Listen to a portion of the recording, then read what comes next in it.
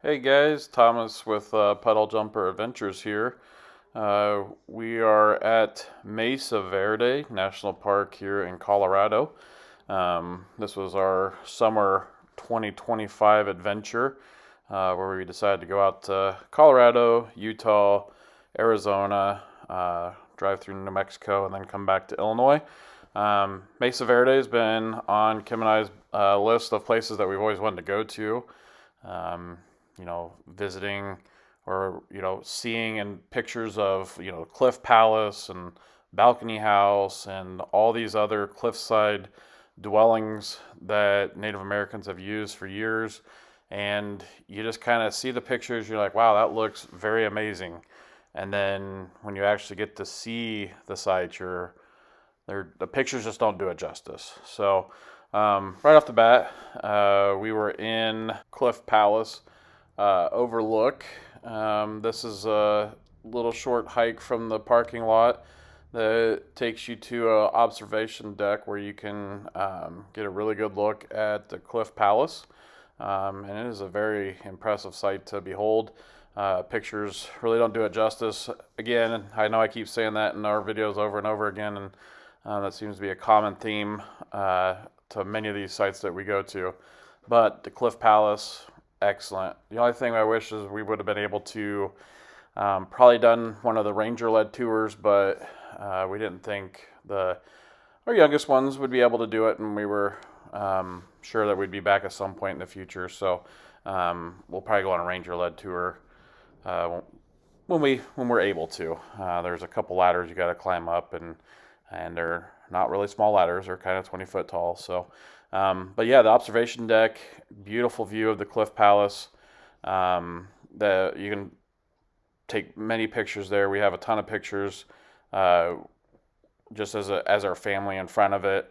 But I do know the Cliff Palace.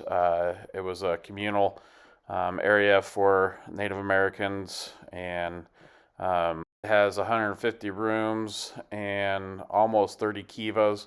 So it was a fairly large structure back in the day. And this is about the best viewpoint you're going to get for the Cliff Palace. But next time we're here, we'll definitely make sure we get a ranger program lined up for us. Our next stopping point was to stop at the Balcony House. We thought we were going to be able to view this from like an observation deck similar to the Cliff Palace, but unfortunately,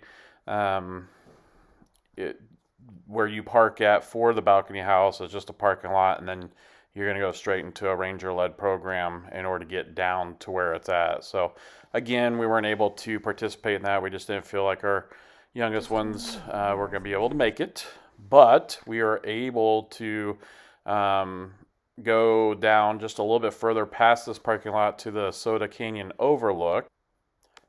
So the Soda Canyon trail is my apologies, the Soda Canyon Overlook Trail is a 1.2 mile round trip trail. And what it does is it takes you to an overlook that gives you a very impressive view of the Balcony House. Something that you're not going to be able to get from the parking lot of the Balcony House because you have to go down from where that parking lot is. You go down straight down to it to start the ranger tour. So if you want to get a really good view of the Balcony House, you're going to want to take the Soda Canyon Trail. And it is a relatively flat trail. There are some dips and some elevation, but I would rate it as very easy, just for myself. Just on a hot day, just make sure you bring a lot of water.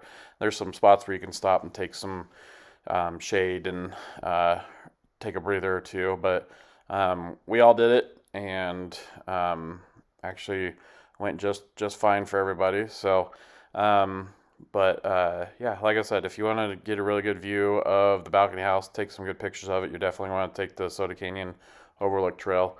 It is a beautiful trail. You're going right through some of that sagebrush, and there's cactuses, and I think we saw few wildlife animals, but nothing too major. So it was just a very nice little trail that was very relaxing to walk on and very scenic. So, part of the stuff that we saw when we were coming into Mesa Verde was at the entrance. It's the Montezuma Valley. We were driving through there, and this was just right after leaving the visitor center.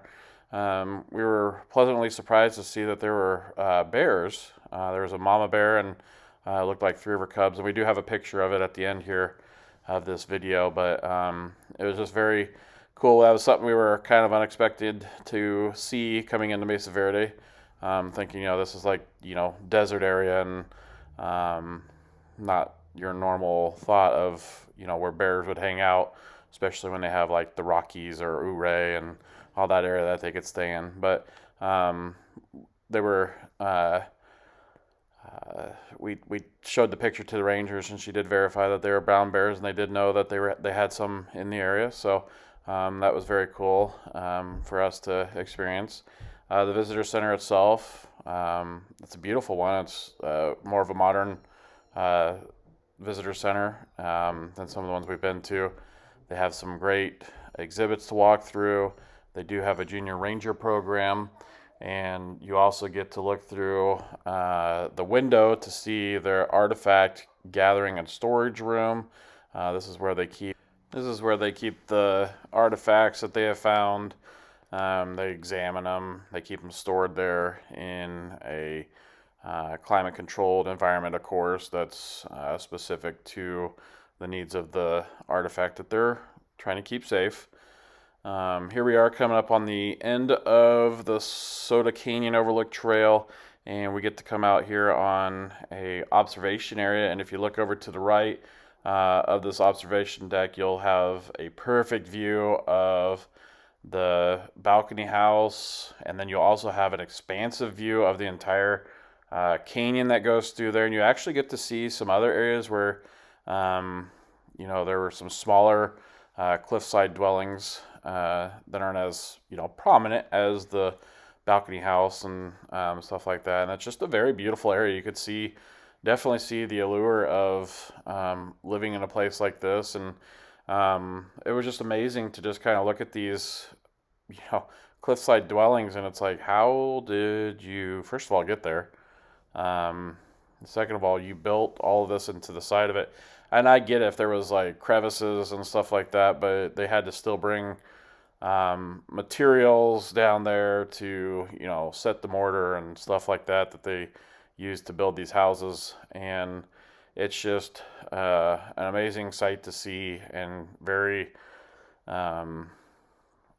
unexpected is kind of, I guess, the word you want to use on just the way they look and where they're at. Some cool information about the balcony house is that it does have 40 rooms and 2 kivas, so it's a little bit smaller than the Cliff Palace. And again, if you really want to get a good look of it, definitely have to take the Soda Canyon Trail.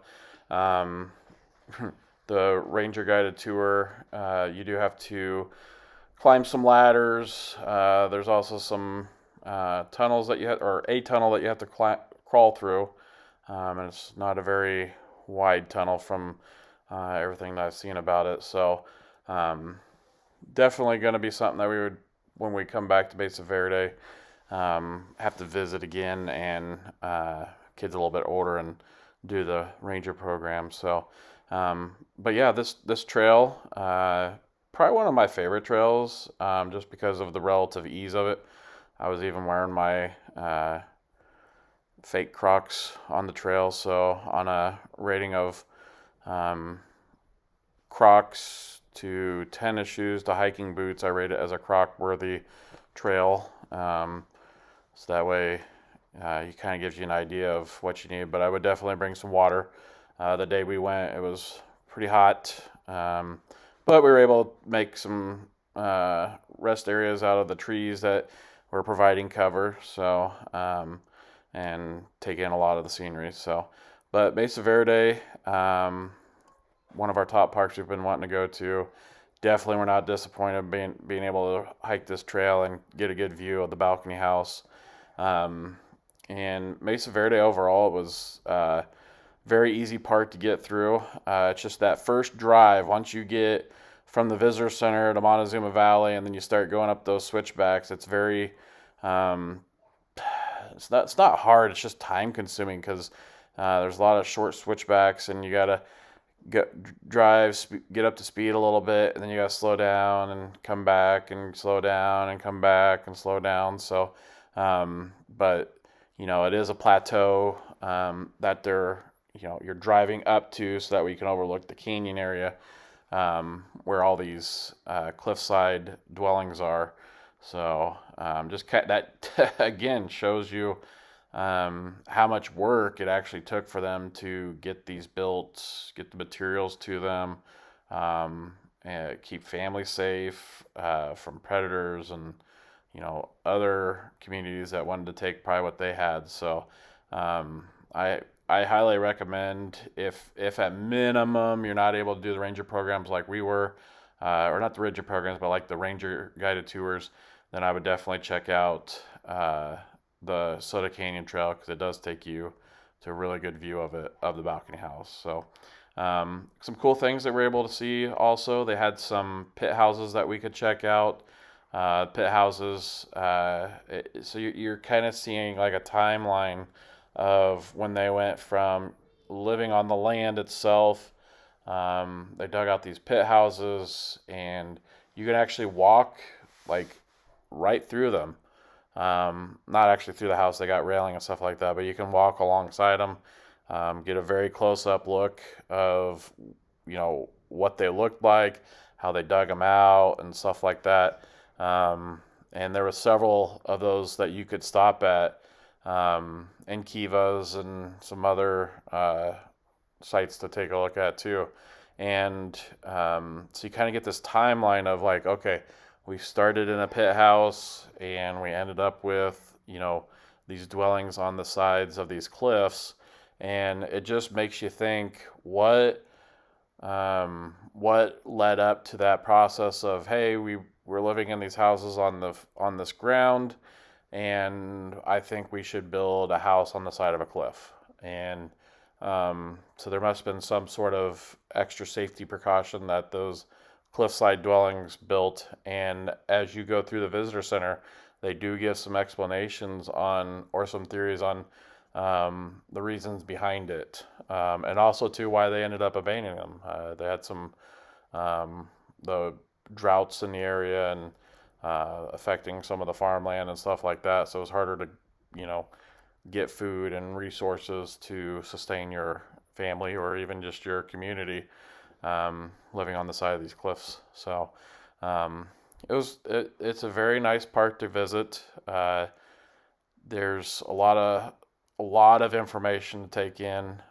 We were able to do this part of the park in about a day. There is another section of the park that you can go to.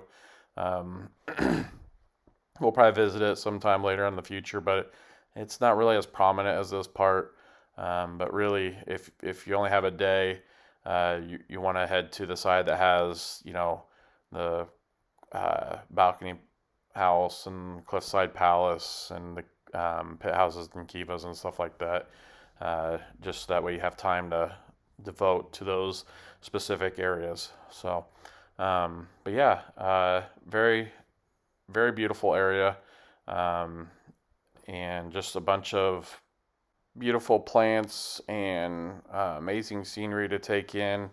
When you're making all these stops, there's a lot of places where you can stop and check out some of the amazing history, or even just some of the amazing viewpoints that you're able to see at these overlooks. But it's still, Mesa Verde is at the top of our list, and hope to see you out there.